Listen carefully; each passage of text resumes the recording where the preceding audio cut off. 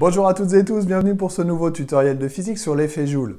Cet effet Joule, c'est un phénomène qu'on retrouve en électricité et qui permet la transformation d'énergie électrique en énergie thermique, autrement dit en chaleur. Lorsque de l'énergie électrique se transforme en chaleur à cause de la résistance d'un ou plusieurs composants électroniques, à ce moment-là, on va parler d'effet Joule. Cet effet Joule, il peut être bénéfique, comme je vais le préciser tout à l'heure, ou alors, au contraire, il peut être indésirable. Quelle est l'énergie perdue? Eh bien, l'énergie perdue par effet Joule, elle se traduit par la formule qui est ici, on l'explique. Puissance perdue par effet Joule, c'est le produit de la résistance fois l'intensité en ampères, la résistance en ohms et la puissance en watts.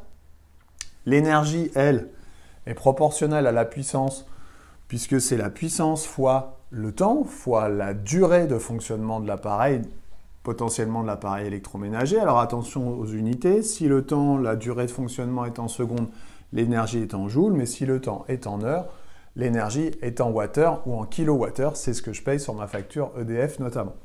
Si je mélange ces deux formules et que je remplace P par son expression qui est ici, on obtient l'énergie perdue par effet Joule qui est égale à la résistance du matériau ou du composant fois l'intensité fois la durée de fonctionnement. Alors, quand est-ce que c'est intéressant cet effet Joule? Eh bien, c'est intéressant quand on a besoin de chauffer quelque chose. Par exemple, un grille-pain, un sèche-cheveux ou un chauffe-eau. Dans le grille-pain, la résistance du grille-pain va permettre de chauffer les tranches de pain. Dans le cas d'un sèche-cheveux, la résistance du sèche-cheveux va permettre de chauffer de l'air qui va être propulsé par un ventilateur pour se sécher les cheveux. Et dans le cas d'un chauffe-eau, eh bien, cette résistance va permettre de chauffer l'eau pour avoir de l'eau chaude pour la douche notamment. Donc cette énergie produite par effet Joule, elle peut être très intéressante et très utile. Mais elle a aussi des côtés indésirables, notamment dans le transport de l'énergie, notamment dans le transport de l'électricité pour aller de la centrale de production vers la cible, donc vers nous, le particulier. Effectivement, cet effet Joule et ces effets Joule se font sentir lors du transport, et donc là on va parler de perte, bien entendu, parce que toute l'énergie électrique qui est produite par la centrale ne va pas être reçue par le particulier. Alors pourquoi on a des pertes? Eh bien on a des pertes parce que on a cette résistance qui est due au câble haute tension, et on s'aperçoit que cette résistance, elle dépend de deux choses.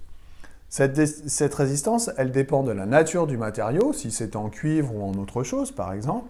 Elle dépend de la longueur du câble, donc sur plusieurs dizaines ou centaines de kilomètres, cette résistance est forcément très importante et donc l'énergie perdue est très importante. Et elle dépend aussi de la section des câbles. Plus les câbles ont des sections importantes, plus la résistance est petite, donc on a tout intérêt à avoir des câbles de transport qui sont extrêmement épais, larges, sauf que, évidemment, ça va imposer un poids de ces câbles extrêmement important, donc d'autres contraintes. Et puis, on peut dire aussi que la résistance qui est dans cette énergie perdue par effet Joule est inversement proportionnelle à la tension. C'est pour ça qu'on, dans le transport de l'énergie électrique, on va avoir des câbles à haute tension ou à très haute tension, car plus la tension est élevée, plus la résistance est petite, et donc plus les pertes par effet Joule sont petites.